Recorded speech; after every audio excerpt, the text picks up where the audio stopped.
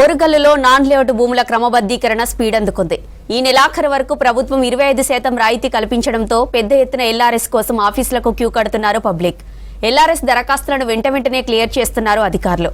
LRS పై దరఖాస్తుదారులకు ఇబ్బంది కలగకుండా help desk ద్వారా పూర్తి సమాచారం అందిస్తున్నారు.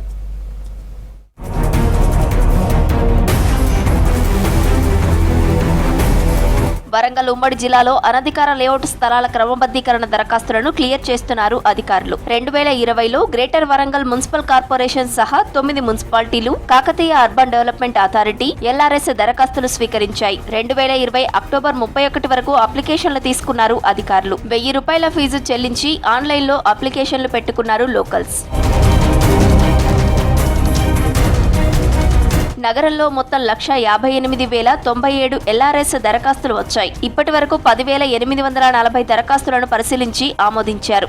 ఇంకా 1,47,257 అప్లికేషన్లు పెండింగ్ ఉన్నాయి. గ్రేటర్ వరంగల్ పరిధిలోనే అత్యధికంగా 1,989 అప్లికేషన్లు రాగా ఇప్పటి వరకు 3,000 దరఖాస్తులకు ఆమోదం ముద్ర పడింది.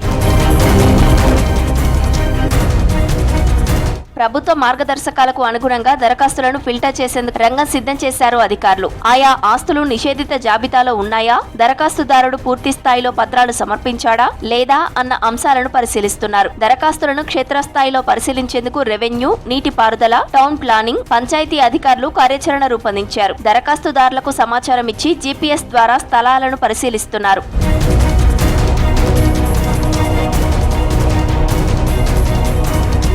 నాన్ లేఅవుట్ స్థలాల క్రమబద్దీకరణకు ప్రభుత్వం రాయితీ ప్రకటించింది. 25% రాయితీతో ఈ నెల 31 వరకు అవకాశం ఇచ్చింది. అయితే 25% ఎలా తగ్గిస్తారు, అసలు ఎంత చెల్లించాలో తెలియక ఇబ్బంది పడుతున్నారు పబ్లిక్. ఇలాంటి సందేహాలను నివృత్తి చేసేందుకు జీడబ్ల్యూఎంసీతో పాటు కాశీబుగ్గ, కాజీపేట సర్కిల్ ఆఫీస్లో హెల్ప్ డెస్క్లు ఏర్పాటు చేశారు. నిబంధనలు, జీవో, ఇతర అంశాలపై పూర్తి స్థాయిలో సమాచారాన్ని అందిస్తున్నారు.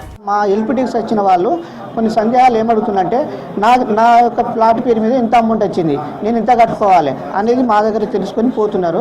వాళ్ళ మేమైతే మా ఐఆర్ ఆఫీసర్ చెప్పిన ప్రకారంగా మీ ఫోన్పే ద్వారా కానీ లేకుంటే మీ యొక్క మీ సర్వీస్ సెంటర్ కానీ ఇంటర్నెట్ సెంటర్ ద్వారా కానీ మీరు అమౌంట్ ఉంటే చెల్లించుకోవచ్చు, లేకుంటే మా యొక్క ఎంప్లాయీ దగ్గర నుంచి కూడా కట్టుకోవచ్చు అనేది వల్ల మాకు ఐఆర్ ఆఫీసర్స్ ఇన్స్ట్రక్షన్ ఇచ్చిన ప్రకారంగా మేము ఫాలో. రాయితీ ముందు మామూలుగా రోజుకు 30-40 మంది వచ్చేది. కానీ ఇప్పుడు ఎప్పుడైతే రాయితీ వచ్చిందో ఇప్పుడు మాత్రం చాలా క్రౌడ్ మొత్తం పెరుగుతుంది. మాక్సిమం 60-70 మంది అట్లా వస్తున్నారు. కానీ వాళ్ళ సందేహాలు అడిగిపోతున్నారు. ఎల్ఆర్ఎస్ గురించి వచ్చాను. మెసేజ్ రాగానే వచ్చినాక ఎల్ఆర్ఎస్ నా పేరు మీద నర్శెట్టి మనోహర్ పేరు మీద వచ్చిందనగానే ఆయన ఓపెన్ చేసి నా ఫైల్ ఓపెన్ చేయగానే అమౌంట్ వచ్చేది. అమౌంట్ నేను ఫోన్పే ద్వారా చెల్లించాను. ₹20,778 చెల్లించాను. నాది సక్సెస్ఫుల్గా అయినట్టు నాకు ఒక రసీదు ఫోన్కు మెసేజ్ వచ్చేది. బాగా ఉంది, సర్వీస్ మంచిగా ఇస్తున్నారు, చాలా మంచిగా జరుగుతుందండి.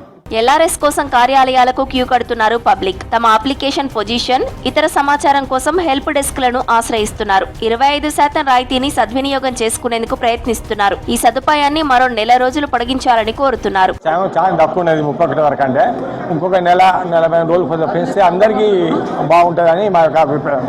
అట్లా ఎందుకంటే ఉన్న వాళ్ళు లేని వాళ్ళు ఉంటారు. ఇన్ని రోజుల కింద పెండింగ్ అయింది కదా, ఇప్పుడు అందరికీ తెలుస్తుంది. కొద్దిగా రిక్వెస్ట్ ఏంటంటే గవర్నమెంట్ కొద్దిగా టైం పెంచితే బాగుంటుందని మా యొక్క అభిప్రాయం. రాయితీ వెరీ హ్యాపీ, పర్లేదు బాగుంది. ఇది అందరికీ మేలే జరుగుతుంది. ఇది చాలా సంతోషకరమైన విషయం. రాయితీ పెట్టి 25% డిస్కౌంట్ ఇచ్చి చాలా సంతోషకరమైన విషయం. రాయితీ 25% ఇస్తున్నారు, కానీ వెరిఫై కాలే. ల్యాండ్ వెరిఫై ఇప్పుడు రెవెన్యూ డిపార్ట్మెంట్ అని వీళ్ళు ఇంకోళ్ళకి 3 ఇచ్చింది కదా. వీళ్ళు లేవు మన ఇది చెరువులకు సంబంధించిన వాళ్ళకి వీళ్ళకి ఇచ్చింది కాదు. 3 వెరిఫై చేయలే. ఏం అప్లికేషన్ పెట్టిన వాళ్ళకెల్లా ఇది ఇచ్చి 25% తక్కువ అని చెప్పగానే మళ్ళీ ఓన్లీ ఇది అనామత గవర్నమెంట్కు ఖాతాకు జమ చేసుడే. తర్వాత వాళ్ళు వెరిఫై కూర్చున్నప్పుడు ఇవన్నీ ఉంటేనే మళ్ళీ ప్రొసీడింగ్ ఇస్తుంది, లేకపోతే ఇంతే సంగతి. ఎల్ఆర్ఎస్ దరఖాస్తుల్లో నాలాలు, చెరువులు, కుంటలు, వారసత్వ సంపద, సిక్కం, దేవాదాయ, ఇనాం భూములు వంటివి పరిశీలించి అభ్యంతరాలు ఉంటే నమోదు చేసుకుని ఉన్నతాధికారులకు రిపోర్టు చేస్తున్నారు. అలాంటి వాటిపై డాక్యుమెంట్స్ మరోసారి పరిశీలించి సమాచారం ఇస్తామంటున్నారు అధికారులు. అర్హత ఉన్న దరఖాస్తులను వెంటనే పరిశీలించి కావలసిన పత్రాలతో పాటు ఫీజు చెల్లించేలా నోటీసు జారీ చేసి క్రమబద్ధీకరించి ఉత్తర్వులు జారీ చేస్తున్నారు.